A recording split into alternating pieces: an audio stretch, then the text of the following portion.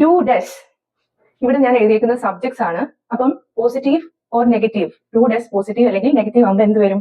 I എന്ന് പറയുന്നത് എന്തായിരിക്കും? ഐ എന്ന് പറയുന്നത് ഒരു പ്ലൂറൽ ആയിട്ടാണ് നമ്മൾ കൺസിഡർ ചെയ്യുന്നത്. ഐ പോസിറ്റീവ് ആണെങ്കിൽ ഐ ഡു, നെഗറ്റീവ് ആണെങ്കിലോ ഐ ഡോണ്ട്.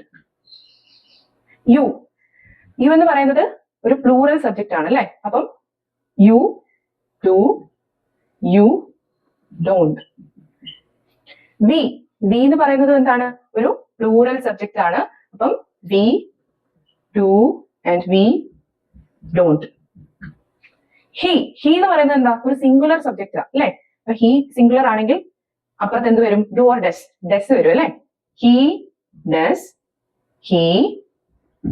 നെഗറ്റീവ് ആണെങ്കിലോ ഡസിന്റ്, ഡസിന്റ് വരും അല്ലെ. ഷീ എന്ന് പറയുന്നത് എന്താണ്? സിംഗുലർ ആണ്. ഷീ അവൾ, സബ്ജക്ട് സിംഗുലർ ആണ്. അപ്പം ഷീയുടെ കൂടെ ഡസ് വരും. She does and she.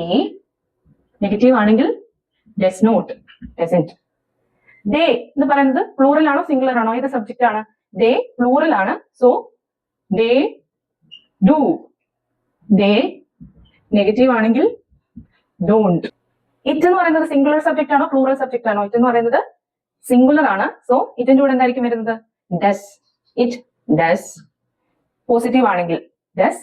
It doesn't. Negative ആണെങ്കിൽ അല്ലെ.